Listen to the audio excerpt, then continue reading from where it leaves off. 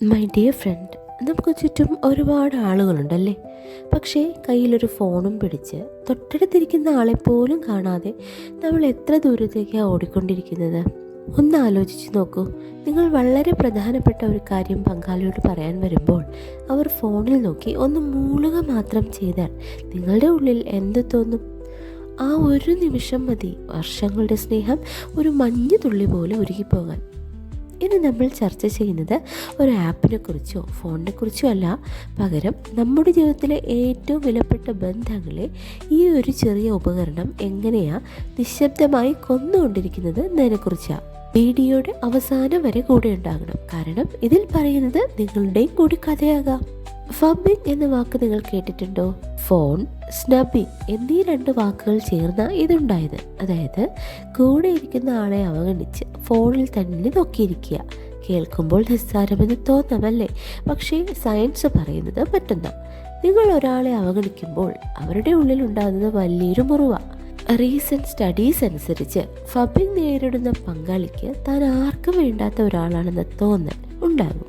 ഇത് ബന്ധങ്ങളുടെ അടിത്തറ തന്നെ ഇളക്കാൻ പര്യാപ്തമാണ്. നമ്മൾ വിചാരിക്കും വെറുമൊരു മെസ്സേജ് നോക്കുന്നതല്ലേ എന്ന്. പക്ഷേ ആ നിമിഷം നമ്മൾ മുറിച്ചു മാറ്റുന്നത് നമ്മുടെ പങ്കാളിയുടെ ആത്മവിശ്വാസമാണ്. ആ വേദനയുടെ ആഴം എത്രയാണെന്നറിയാമോ? The brain trap. എന്തുകൊണ്ടാണ് നമുക്ക് ഈ ഫോൺ താഴെ വെക്കാൻ ഇത്ര പ്രയാസം? ഇതിന് പിന്നിൽ ഒരു കൗതുകരമായ ട്രാപ്പുണ്ട്. നമ്മുടെ ബ്രെയിനിൽ ഡോപ്പമൈൻ എന്നൊരു കെമിക്കലുണ്ട്. ഫോണിലെ ഓരോ നോട്ടിഫിക്കേഷനും ഓരോ ലൈക്കും നമ്മുടെ ഉള്ളിൽ ഒരു ചെറിയ സന്തോഷം ഉണ്ടാക്കും.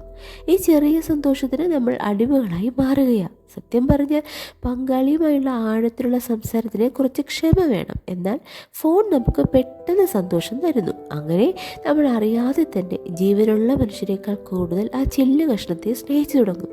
നമ്മുടെ വികാരങ്ങളെ നിയന്ത്രിക്കുന്നത് നമ്മളാണോ അതോ ഈ ഫോണാണോ? ഒന്ന് ചിന്തിച്ച് നോക്കൂ. 4 ചുവരുകൾക്കുള്ളിലെ മൗനം. ഏറ്റവും സങ്കടകരമായ കാഴ്ച എന്താണെന്ന് അറിയാമോ? രാത്രിയിൽ ലൈറ്റ് ഓഫ് ചെയ്താൽ ഒരു ബെഡിൽ 2 ദിക്കിലേക്ക് തിരിഞ്ഞു കിടന്ന് ഫോണിലെ വെളിച്ചത്തിൽ മുഴുകുന്ന ദമ്പതികൾ. ഇതിനെ ബെഡ് ടൈം ഫബ്ബിംഗ് എന്ന് വിളിക്കും.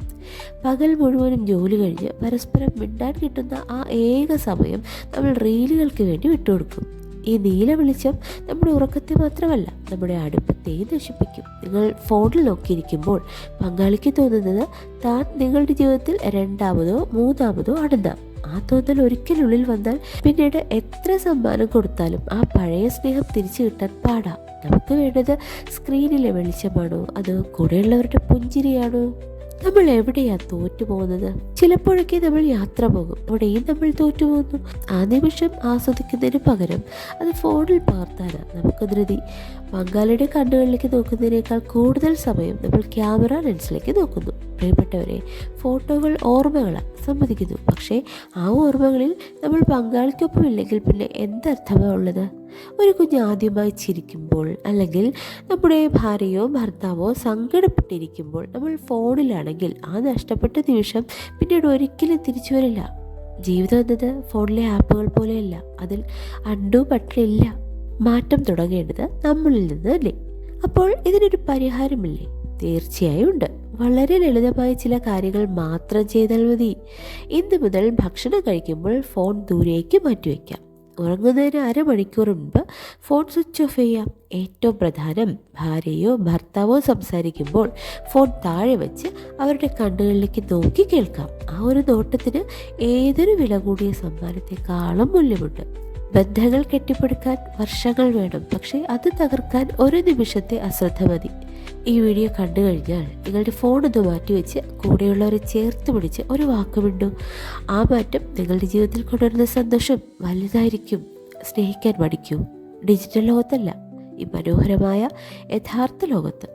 മറ്റൊരു മനോഹരമായ വീഡിയോയുമായി നമുക്ക് വീണ്ടും കാണാം. അതുവരെ be happy, be positive and accept the miracles right now.